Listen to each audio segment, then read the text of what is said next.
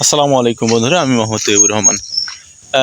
গত পরশুদিন আফ্রিকার একটি মসজিদে সেখানে সবচেয়ে পৃথিবীর বর্বরচিত একটি ঘটনা ঘটেছে এবং এটি সারা বিশ্বে নিন্দা করাচ্ছে। সেটা হচ্ছে আফ্রিকার কোনো একটা অঞ্চলের একটা মসজিদে ফজরের সলাৎ চলাকালীন অবস্থায়, ফজরের নামাজ চলাকালীন অবস্থায় 40 জন মুসল্লিকে পুড়িয়ে মারা হয়। সে অঞ্চলের কোনো একজনের সাথে একটা পরিবারের জমি জমা নিয়ে বিরোধ চলছিল। তো সেই পরিবারের সদস্যদের 4 জন সেই ফজরের সলাতে তারা উপস্থিত ছিল এবং তাদের প্রতি ক্ষুব্ধ হয়ে যে এই কাণ্ডটি ঘটিয়েছে, অপরাধ ঘটিয়েছে, সেই ব্যক্তিটি সেই মসজিদে যায় এবং যে বাইরে থেকে তালা দিয়ে দেয়, তালা দেওয়ার পরে পেট্রোল চারদিকে ছিটিয়ে তারপরে সেখানে আগুন ধরিয়ে দেয় এবং মুসল্লিদের চিৎকার চেঁচামেচি শোনার পরেও অনেকে কিন্তু তাদেরকে বাঁচাতে কেউ এগিয়ে আসেনি। তো পরবর্তীতে দেখা যায় যে সেখানে কিন্তু সেই মানুষগুলো ঝলসে গেছে, পুড়ে গেছে এবং সেখানে কিন্তু তারা মৃত্যুবরণ করেছে। তো এই 40 জন মুসল্লি শুধুমাত্র একটা পরিবারের উপরে কোনো একজন ব্যক্তির এই রাগের বদৌলতে 40 জনের প্রাণটা গেল। তাহলে হিসাব করেন এইটা পৃথিবীর কত বড় একটা নিকৃষ্ট ঘটনা এবং কত বড় একটা বর্বরচিত ঘটনা। এই ঘটনাকে কেন্দ্র করে সারা মুসলিম বিশ্বে যেখানে যেখানে এই খবরগুলো পৌঁছেছে তারা কিন্তু সবাই দুঃখ প্রকাশ করছে এবং রাগে ক্ষোভে ফুঁসছে।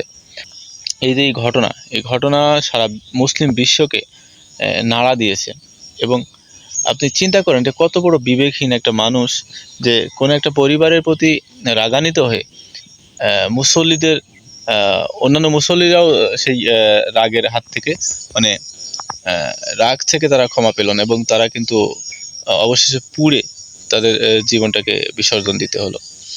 তো হিসাব করেন মানুষের বিবেক বুদ্ধি কোথায় গিয়ে ঠেকেছে। মানুষ অন্যের প্রতি রাগের বশবর্তী হয়ে মানুষ কতটা জঘন্য কাজে লিপ্ত হয়েছে বর্তমান জামানায়। এই জন্য হয়তো বা 1450 বছর আগে আমাদের প্রিয় নবী হযরত মুহাম্মদ সাল্লাল্লাহু আলাইহি ওয়াসাল্লাম বলে গেছেন যে শেষ জামানায় এমন একটি ফিতনা আসতে চলেছে যখন মানুষের শিক্ষা থাকবে কিন্তু ওই শিক্ষা মানুষের উপকারে আসবে না এবং মানুষের ভিতর থেকে বিবেক বুদ্ধি এবং ঈমানকে উঠিয়ে নেওয়া হবে, জ্ঞানকে উঠিয়ে নেওয়া হবে, তাদের বিবেককে উঠিয়ে নেওয়া হবে। তো সেই জামানায় কিন্তু এখন বসবাস করছি। আপনি চারিদিকে আপনি যেখানে বসবাস করেন আপনার চারিদিকে যদি আপনি একটু লক্ষ্য করেন তাহলেই দেখবেন শিক্ষিত মানুষের অভাব নেই, কিন্তু প্রকৃত মূল্যবোধ, প্রকৃত যে জ্ঞান, প্রকৃত বিবেকবোধ এরকম জাগ্রত মানুষ কিন্তু পাওয়া কষ্ট, খুবই দুরূহ ব্যাপার। তাহলে হিসাব করেন যে মানুষ কতটা জঘন্য, কতটা খারাপ কাজে লিপ্ত হয়েছে দুনিয়াতে। আর এই জন্যই কিন্তু আমাদের প্রতি এত গজব, এত মানে ভূষীভূত হচ্ছে আমাদের উপরে। তো মুহাম্মদ ইসলাম ওই সময় আরও একটা হাদিসে বলেছিলেন যে এমন একটা সময় আসতে চলেছে যখন মানুষের প্রতি গজব, একটা তাজবিদানা যদি কেটে ছেড়ে দেওয়া হয়, দেখবেন যে সেই তাজবিদানার পুঁতিগুলো একটার পর একটা পড়তেই থাকে। তো শেষ জামানায় মানুষের এই পাপের কারণে তাদের উপর একটার পর একটা বিপদ আসতেই থাকবে। তো সেটাই এখন কিন্তু সত্য হয়ে যাচ্ছে, সত্য হয়ে গেল, সত্য হয়েছে। তো এই ঘটনাকে কেন্দ্র করে আপনার মূল্যবান মতামত আমাদেরকে জানাতে ভুলবেন না। আর আপনি নতুন হলে আমার চ্যানেলটি সাবস্ক্রাইব করে দিয়ে ভিডিওতে একটি লাইক দিতে ভুলবেন না। আর এই ভিডিওটি আপনার বন্ধু বান্ধবের মধ্যে শেয়ার করে দিন। তো ভালো থাকবেন সবাই, দেখা হবে কথা হবে নেক্সট কোনো ভিডিওতে।